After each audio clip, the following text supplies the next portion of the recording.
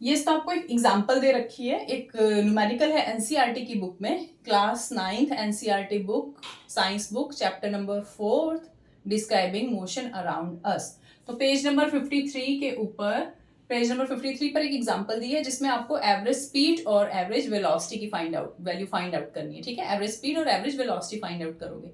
तो क्या बोला है, एक कोई पर्सन है Sarang, he takes 50 seconds to swim from one end to the other end and back in the swimming pool.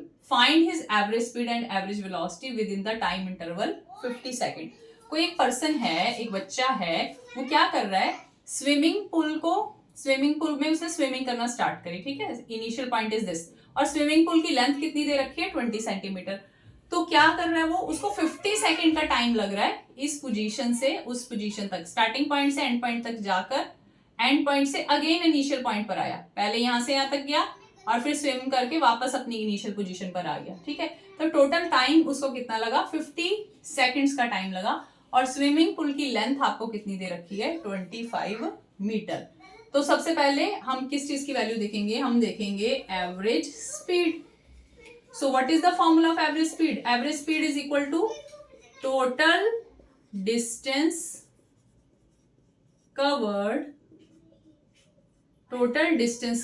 divided by total time taken. Okay. So values put करेंगे हम, total distance covered कितना है, यहां से लेके यहां तक गया। For example, this is the starting point O and this is the ending point of swimming pool A. O to A swimming की पर्सन है और A to बैक वो दोबारा आ गया O पर।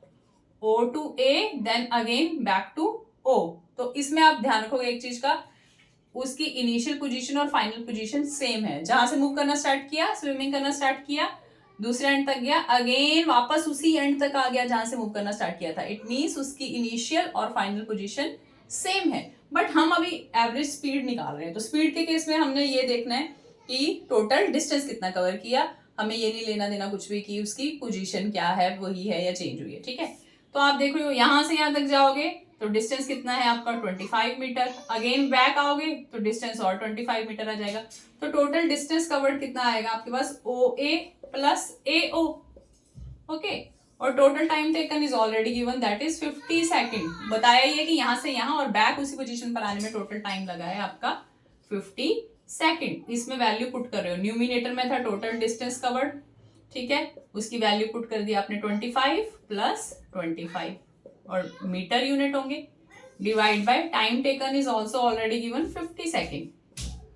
तो ये आ गया आपके पास 50 मीटर अपॉन 50 सेकेंड। सो क्या आ गया, 1 मीटर पर second. So this is the value of average speed. ठीक है, रुको, अभी एवरेज वेलोसिटी की वैल्यू भी हमें फाइंड आउट करनी है। एवरेज वेलोसिटी की वैल्यू में आप हेल्प करेंगे, very very simple,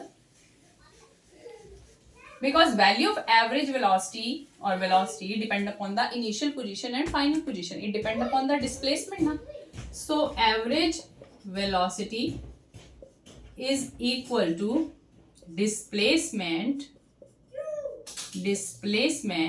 upon time, total time. So displacement क्या आएगी बेटे, displacement क्या आएगी, 0 आएगी displacement, और टाइम टेकन कितना है आपका 50 सेकेंड। टाइम तो सेम ही है, डिस्प्लेसमेंट 0 क्यों आई, क्योंकि जिस पोजीशन से स्टार्ट किया था घूम फिर कर दोबारा उसी पोजीशन पर आ गया, initial and final position is same. तो अगर आप वैल्यू फॉर्मूला भी लिखोगे कि final position minus initial position divide by time 50 second, तो क्या आएगा, फाइनल पोजीशन भी O है, इनिशियल पोजीशन भी O है, 0 ले सकते हो या 0 मीटर डिवाइड बाय 50। तो क्या आया, 0 मीटर पर सेकेंड, ये सेकेंड्स में है ना, क्या वैल्यू आई आपके पास, 0 मीटर पर सेकेंड। तो अब देख लो यहाँ पर एवरेज स्पीड की वैल्यू डिफरेंट है और एवरेज वेलोसिटी की वैल्यू डिफरेंट है। ओके।